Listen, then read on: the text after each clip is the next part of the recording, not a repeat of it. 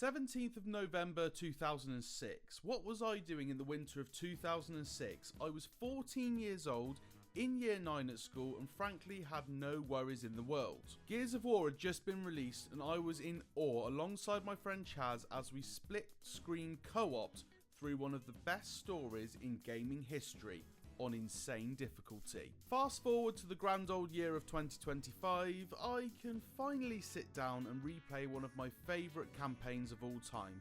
I'm older, I no longer have friends to play co-op with, and I'm highly likely to play this on normal difficulty. One thing never changes though, and that is that I am extremely bad at one aspect of this game. More on that later. The first thing to focus on when talking about Gears of War Reloaded is it just feels a little bit naughty, as if you are committing a crime, doing the unspeakable, involved in some sort of group activity that you know you shouldn't be. In reality, you're just playing an Xbox game on PlayStation. However, for people who have been gaming since 1998, an exclusive being on a different console is such a strange feeling. I have mixed feelings on the topic, but now is not the time for that conversation. How does a 19-year-old remastered game weigh up to the nostalgia expectation? Okay, Delta.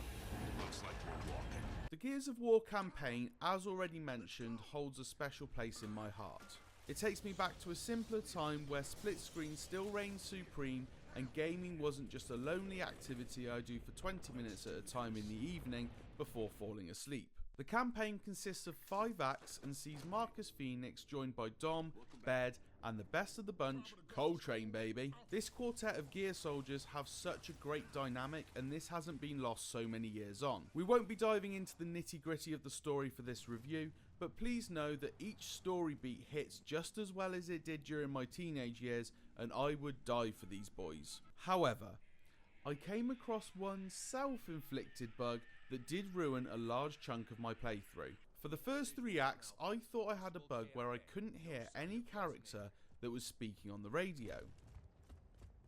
So the majority of the time this is Anya communicating things to the squad, but also included some of the most comedic lines in the game from Baird and Cole when they are separated from our main duo. And this did ruin the story a bit, and I will be revisiting the game a second time around to get the fully polished experience. Now, keen ears amongst you will notice that I called this bug self-inflicted, which is partially true. I will be putting some blame on the developers, the Coalition. PlayStation 5 controller has many features, and the Coalition heard this and frankly ran with it.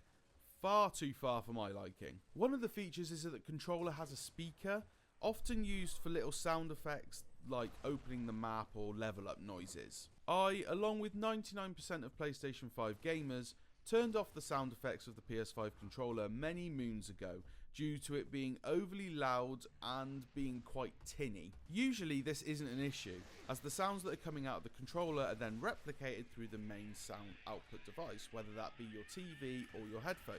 In Gears of War Reloaded, however, the sound solely comes out of the controller and includes noises for reloading, the chainsaw, and you guessed it, all the dialogue that comes through the radio. This development choice is moronic to say the least and has no options in the menus to change this in any way. A helpful forum online pointed out to me that the sounds were coming out of the controller, so then I changed my settings on my PS5 and I was able to hear the comms for the remaining 2 acts of the game, but it still dampened my playthrough to say the least. The overall gameplay is still the traditional gameplay we all know from Gears of War franchise. The run and gun mechanics with the cover based system that is paramount to big set piece moments. This feels both nostalgic and fresh throughout your playthrough and is satisfying enough in the campaign mode. Not so much elsewhere, but more on that in a bit. The trophies are plentiful, as always is in Gears of War campaigns, with several trophies for progressions throughout all the acts. Can't stop the train, baby. And trophies for completing the game on all 4 difficulties. There are also 33 collectible cog tags to collect, which form comic books you can read via the main menu for another trophy. I played through the game on normal difficulty, but I can see myself revisiting it again in the future to try insane like I did back in the day and clean up some of the other campaign trophies. However, this for me won't be the hardest part of the Platinum journey, and honestly I might not end up doing it solely because of something else that we're about to talk about. The other half of your Gears of War Reloaded experience will see you take on a fellow nostalgia-chasing feeling in the multiplayer offering.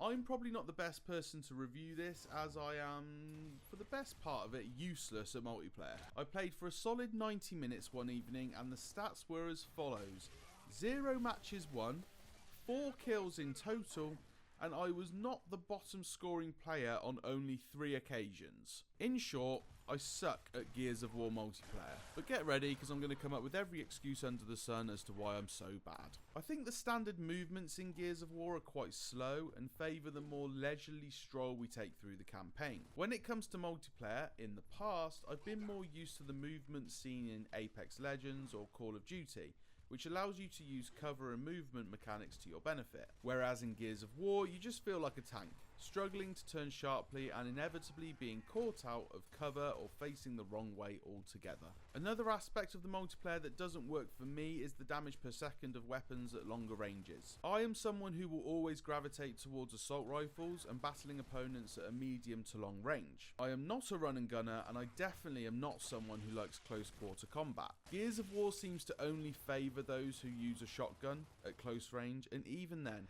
I feel like I get shots off on people that tickle them, whilst I then get pumped in the face by one shot. Don't take that sentence out of context. I also look to see if rank play would put me up against people that are more at my skill level. It turns out that the skill-based matchmaking is actually in public playlists as well.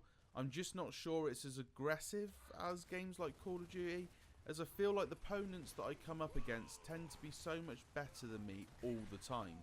If anything, I'm seeing the same names every time I log into play. This could be because there is a small pool of people playing the multiplayer, which means that they can't match you up against people at your level. Likely because stinkers like me gave up on the game a while ago. The last nail in the coffin for me is you're not getting the platinum without boosting, unless you are obsessed with the multiplayer. I want nothing more than to have the platinum for a game I loved in my teens. But when there is a trophy to get 10,000 multiplayer kills, I just need to know when to stop. At my current rate, I worked out that it would take me 1,500 hours. That's not happening. Overall, I enjoyed my time with Gears of War Reloaded on PlayStation 5, but the irritating multiplayer and poor sound design choices in the campaign had led me to feel a little bit underwhelmed. On our 10-point scale, I'm going to give this game a 6. It could rise to a 7, but the choices made, in particular with regards to the sound design, communications, coming through the controller only for example, I just can't say it's a good game. If you enjoyed me doing a more review style video as opposed to doing like a backlog clearance kind of video, let me know by liking this video and pop it down in the comments down below as well. I'm always looking for ways to improve, so let me know what you thought of this video. If you are new to the channel, subscribe so that you know when the next video goes live, and you can also check out the video that's on the screen right now.